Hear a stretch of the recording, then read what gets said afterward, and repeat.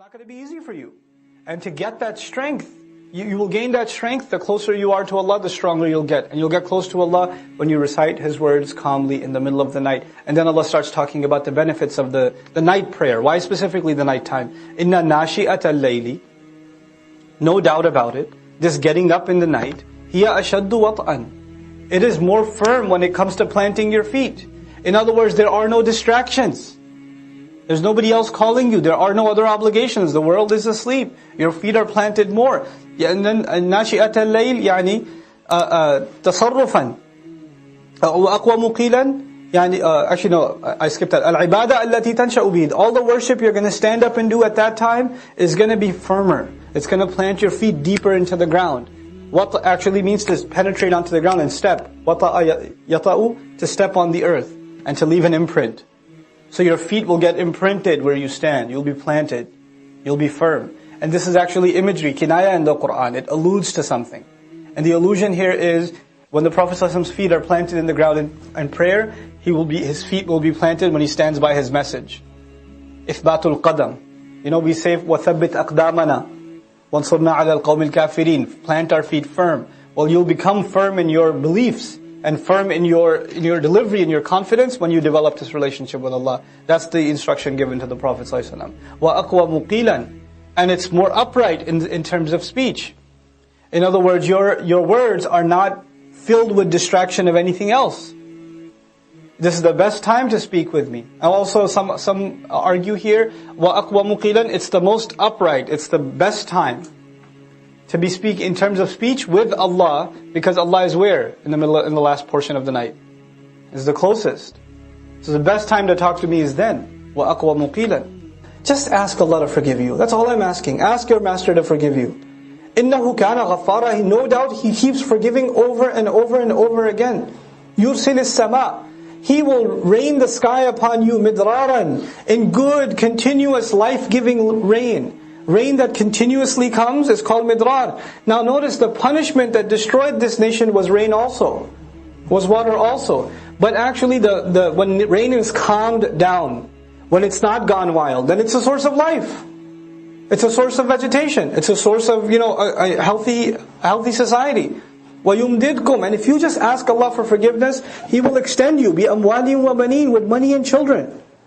All these benefits will open to you. Notice the form, right? Yursil is connected with the next word with a kasra, right? Which makes it majzoom. Then yumdid, not yumiddu, it's yumdid. Then وَيَجْعَلْ, it's majzoom, majzoom, majzoom. The question is, why are they all majzoom? Why is there a sukoon at the end of every present tense?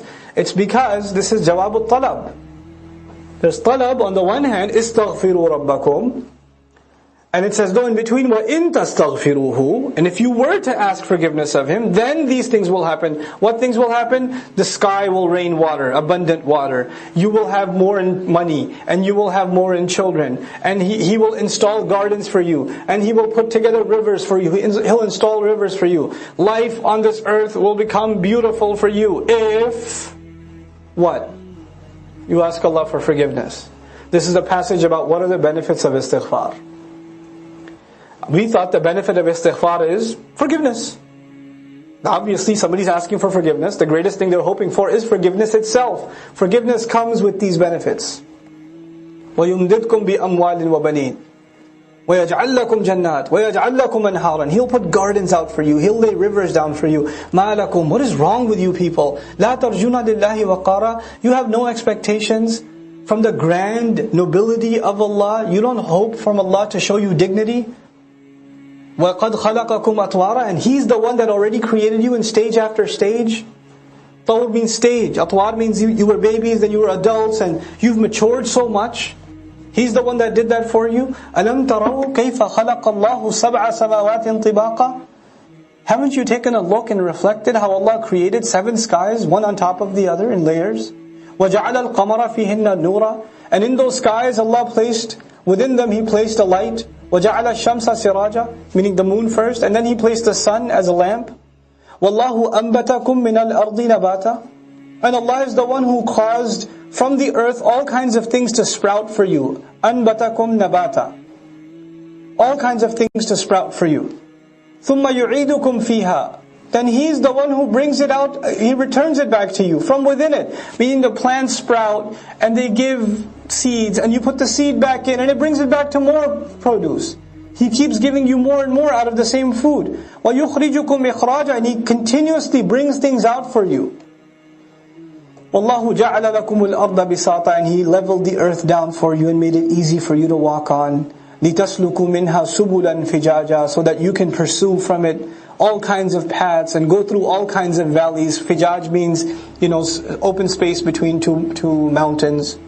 Otherwise it's hard to tread and to tread that path. And He opened those roadways for you. قَالَ نُوحُ الرَّبِّ إِنَّهُمْ عَصَوْنِي. Nuh alayhi salam's monologue continues. So it's this part was all. It's still continuously still. It's a conversation between Allah and Nuh is talking alayhi salam. Nuh is saying, I said this to them, I said this to them, I said this to them. All the things you taught me to tell them, I told them. I tried to remind them publicly, privately, in council settings, in family settings. All these settings I exhausted. And then Allah says, go back and says, and then finally Nuh said, Rabb, my master, innahum asawni, they have disobeyed me. Now the past tense is asawni, they've disobeyed me. Not ya'sunani, they disobey me. Which means He's done with them. It's done, Ya Rabb. وَاتَّبَعُوا, and they have followed مَنْ لَمْ يَزِدْهُ مَالُهُ وَوَلَدُهُ إِلَّا خَسَارًا. They have followed someone who cannot increase them in wealth, nor can he increase them in children, except in more loss. That's the only thing that they can increase in now. وَمَكَرُوا مَكْرًا كُبَّارًا, and they made a huge plot against him. They made a huge plot against, undermining his efforts. And it seems the closer he got to building the ark, the more intense his da'wah became. And so they started seeing some effect of his call and the warning, because he can imagine if he's got only 1 or 2 days worth of work left, he's really scared for these people. So he's going out of his way to warn them now like never before. So some people are getting a little shaken and they're being pulled towards him, and the leaders of their tribes see that. So they made a new plan, and their plan was to make people feel like if they accept Nuh's call, not only are they dumb, because they would think that the messengers, they're crazy people, etc. Don't follow a crazy person. But actually they will make people feel like they're traitors. That they're abandoning the expectations of their elders. That they're an embarrassment to their family legacy. That sort of line of reasoning. So they said, وَقَالُوا لَا تَذَرُنَّ آلِهَتَكُمْ. Don't you dare leave your gods, they said. They went around making a counter da'wah. وَلَا تَذَرُنَّ وَدًّا. Don't you dare abandon Wadd, one of the names of their false gods. وَلَا سُوَاعًا.